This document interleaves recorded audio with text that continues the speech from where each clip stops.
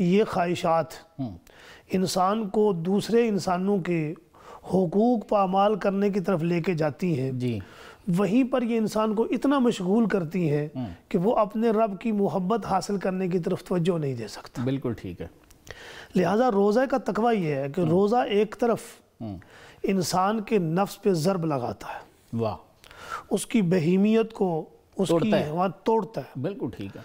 اس لیے صبح سے لے کر شام تک بھوکا رہنا، پیاسا رہنا، اور جب انسان کا نفس کمزور ہوتا ہے تو وہ ایسے ہی ہے کہ جیسے کسی چیز پر گرد پڑی ہوئی ہو، شیشے پر گرد ہو آئینے پر، اور گرد ہٹا دی جائے تو وہ چمک اٹھے گا، واہ، اور اگر اس پر سورج کی شعاع ڈال دی جائے تو وہ اور زیادہ بہتر ہو جائے کرے گا۔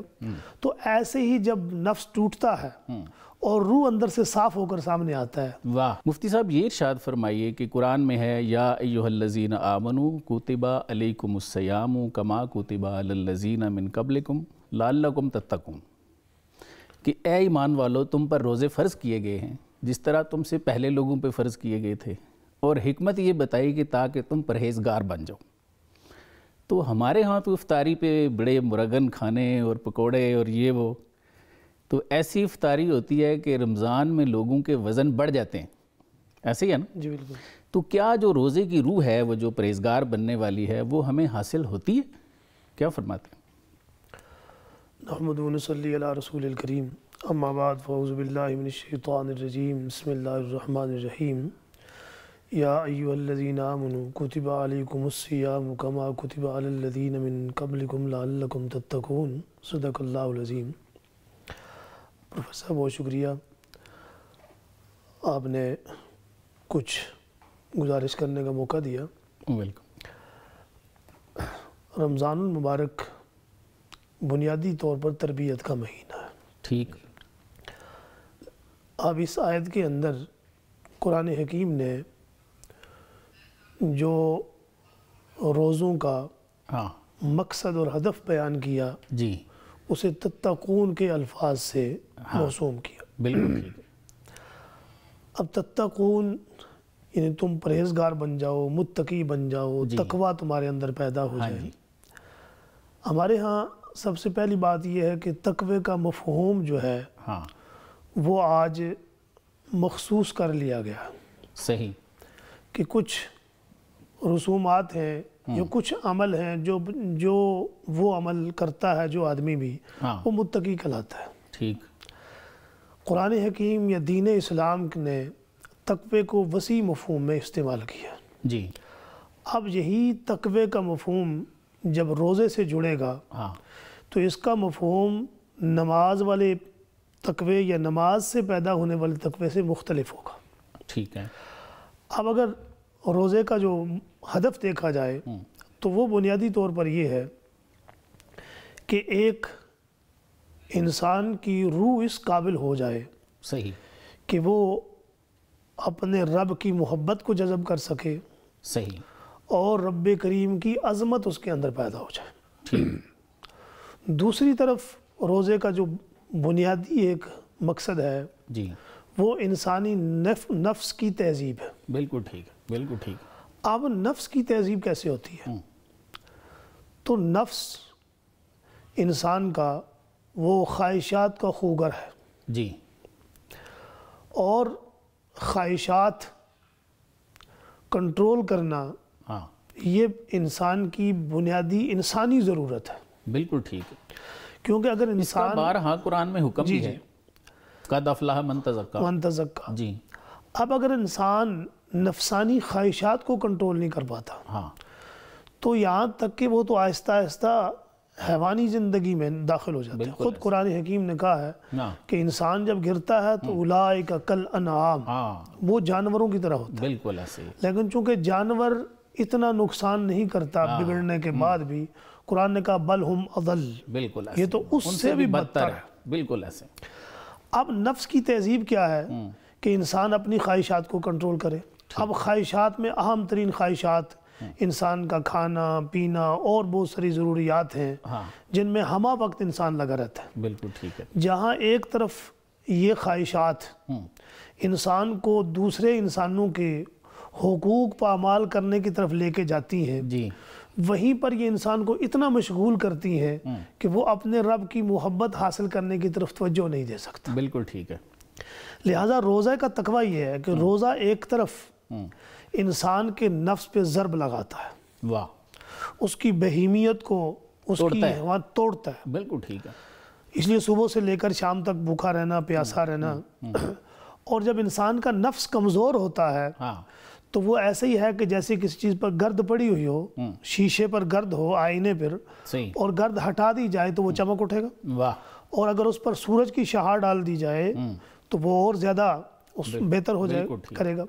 تو ایسے ہی جب نفس ٹوٹتا ہے اور روح اندر سے صاف ہو کر سامنے آتا ہے تو نتیجتاً اللہ کی محبت جو انسان کا ایک اہم ترین خاصہ ہے، بالکل ٹھیک ہے، وہ پیدا کرنی، وہ جگانی آسان ہوتی ہے۔ بالکل رب کی عظمت بالکل ٹھیک، یہ پیدا کرنی آسان ہو جاتی ہے۔ بالکل صحیح ہے۔ اب آپ نے یہاں بات کی، جی، آپ نے فرمایا کہ ہمارے ہاں تو رمضان شریف جو ہے وہ خواہشات کو مزید پال دیتا ہے۔ بالکل ایسے ہی ہے۔ تو بہرحال اگر دیکھا جائے تو وہ تو مشاہدہ کچھ یوں ہے کہ ہم سحری میں اس قدر زیادتی کرتے ہیں، اور جتنی ہماری گنجائش کے مطابق ہماری کوشش یہ ہوتی ہے کہ ہم اتنا کھانا استعمال کر لیں کہ زور اثر تک چل جائے۔ بالکل ٹھیک ہے۔ اور پھر یہ میرے خیال میں ہمارے روزے کا تھوڑا سا وقفہ ہوتا ہے جو تقریباً 2:30 بجے سے لے کر عصر کی نماز تک ہوتا ہے۔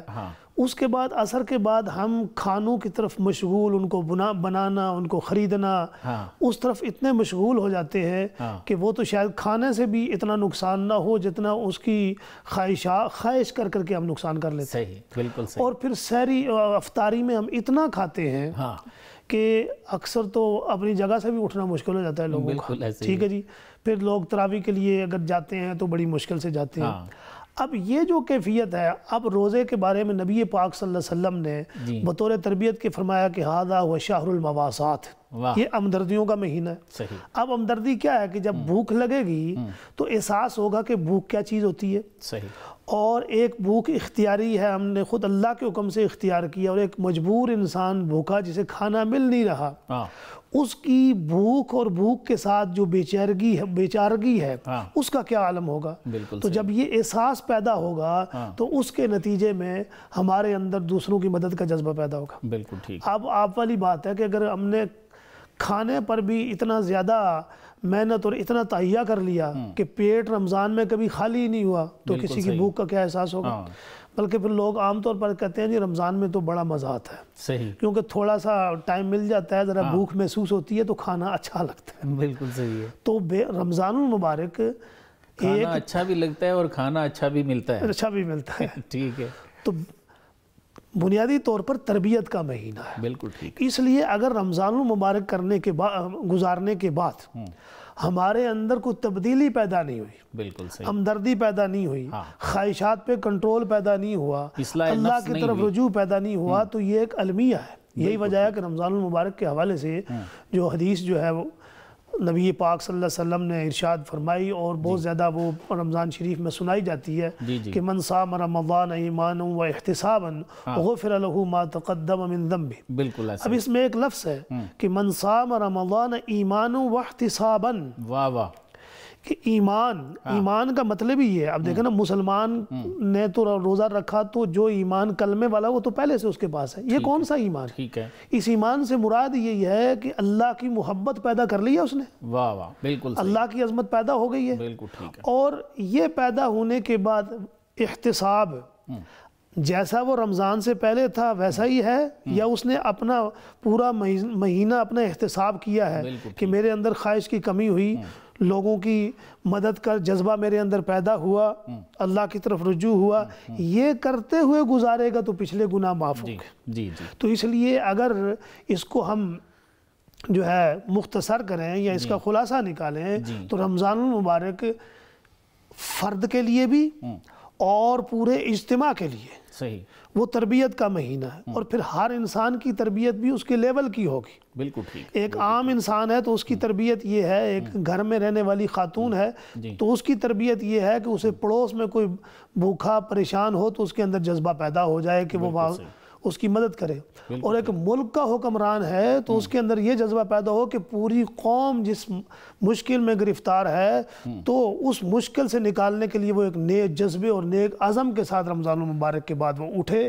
تو یہ ہے تربیت۔ بالکل اور اگر صرف ہم نے رمضان المبارک اس لیے گزارنا ہے کہ وہ ایک حدیث شریف ہم نے سنی کہ ہمارے گناہ معاف ہو جائیں گے اور رمضان المبارک گزارنے سے ہم جنت کے فلاں دروازے سے داخل ہو جائیں گے، اور کوئی تبدیلی نہیں ہے، نہ رب کی محبت، نہ عظمت، نہ وہ اخلاق رویے جو تربیت کے نتیجے میں انسان میں پیدا ہونا چاہیے، اس پر گفتگو کریں تو ایک طویل ٹائم چاہیے، تو وہ اگر نہیں پیدا ہوتے تو رمضان المبارک کا فرض تو ہمارے اوپر سے ساقط ہو گیا، رمضان نے اپنا نتیجہ نہیں پیدا کیا۔ اس لیے ضروری تو یہ ہے کہ ہر گزرنے والا رمضان وہ ایک مسلمان میں تربیت کی، اخلاق کی بلندی اور ترقی کی طرف لے کے جائے، اور ایک بوڑھا مسلمان تربیت کے اعلیٰ درجے پر پہنچ جائے۔ بالکل ٹھیک۔